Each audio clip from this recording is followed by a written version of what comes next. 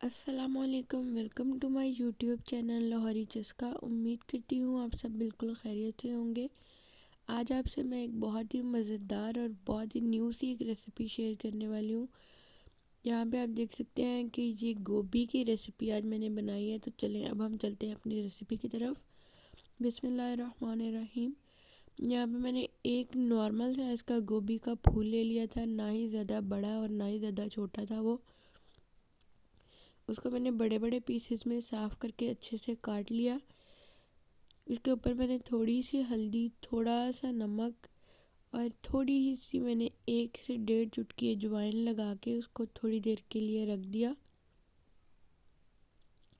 इसको मैंने अच्छे से मिक्स करके रखा है ताकि हमारे जो सारे अंदर इसके मसाले हैं वो रच जाए। 3 से 4 मिनट के बाद इसको मैंने एक पैन में डाल के थोड़ी देर के लिए स्टीम करने के लिए रख दिया है, बिल्कुल हल्की आंच पर। इसको हमने थोड़ा सा नरम करना है। यहाँ पे आप देख सकते हैं, एक मिनट मैं आपको दिखा देती हूँ कि ये कैसे सिचुएशन में आ गई है। इसने थोड़ा थोड़ा सा पानी छोड़ दिया और इसका कलर जो हल्दी का था वो येलो येलो होने लग गया है। अब हम इसको थोड़ा सा हिला देंगे एक बार, इसको फिर से ढक के पकने के लिए छोड़ देंगे, क्योंकि हमने इसके बनाने हैं आज पकौड़े। तो आप ये एंड तक वीडियो को लाजमी देखिएगा, बहुत ही मज़ेदार बनेंगे और बहुत ही ईजी से बन जाते हैं। अब मैं आपको फिर से 3 से 4 मिनट के बाद दिखा रही हूँ कि देखें बिल्कुल नरम हो गया। अब हम इसको थोड़ी देर के लिए ठंडा किया। फिर इसमें मैंने 1 टेबलस्पून चावलों का आटा, 2 टेबलस्पून बेसन और मैंने 1/3 टेबलस्पून इसमें डाला सूखा धनिया और ज़ीरे का पाउडर। 1/4 टेबलस्पून इसमें मैंने दड़ा मिर्च डाली। थोड़ा सा नमक, क्योंकि नमक हमने पहले भी डाला हुआ था। थोड़ा सा इसमें मैंने कसूरी मेथी और थोड़ा सा कटा हुआ धनिया डाला। अब मैं इसमें थोड़ा सा चाट मसाला डाला था। अब ये हींग का पानी है। हींग आप अदरक जैसी होती है, हींग आपको जहाँ से मर्ज़ी मिल सकती है, वो बहुत इजीली मिल जाती है। इसमें हमने थोड़ा सा हींग का पानी डाला। इन सब चीज़ों को हम अच्छे से अब मिक्स कर देंगे। अगर आपसे चम्मच की मदद से मिक्स नहीं हो रहा तो आप इसको ऐसे ऐसे करके भी मिक्स कर सकते हैं। इसमें हम थोड़ा सा पानी ऐड करेंगे, क्योंकि हमारा जो सारा मटेरियल है वो ड्राई ड्राई था। मैंने इसमें 1 टेबलस्पून पानी ऐड किया। फिर से मैं इसे अच्छे से मिक्स कर लूँगी। मुझे यहाँ पे इसका थोड़ा सा बेसन कम लगा तो मैंने इसमें 1 टेबलस्पून बेसन और ऐड कर लिया। अगर आपको कम लगे तो आप इसमें ऐड कर सकते हैं। अगर आपका गोभी का जो फूल है वो बड़ा हो तो आप इसकी क्वांटिटी कम या ज़्यादा कर सकते हैं अपने मटेरियल के हिसाब से। अब हम इसको अच्छे से मिक्स कर लेंगे और 2 से 3 मिनट के लिए छोड़ देंगे। यहाँ पे आप देखें कि थोड़ी थोड़ी सी बस हमने इसकी कोटिंग की है, ज़्यादा इसको डिप नहीं किया किसी भी चीज़ में। ड्राई ड्राई से इसकी कोटिंग की। यहाँ पे मैंने ऑयल गरम कर लिया है।